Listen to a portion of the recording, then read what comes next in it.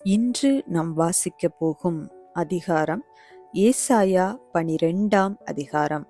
அக்காலத்திலே நீ சொல்வது, கர்த்தாவே, நான் உம்மை துதிப்பேன். நீர் என்மேல் கோபமாயிருந்தீர், ஆனாலும் உம்முடைய கோபம் நீங்கிற்று.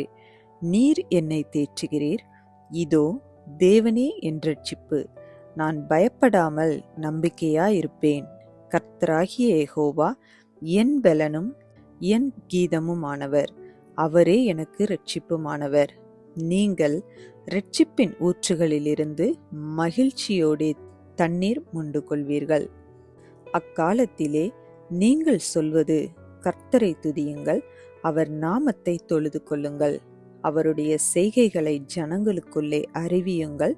அவருடைய நாமம் உயர்ந்ததென்று பிரஸ்தாபம் பண்ணுங்கள். கர்த்தரை கீர்த்தனம் பண்ணுங்கள். அவர் மகத்துவமான கிரியைகளை செய்தார்.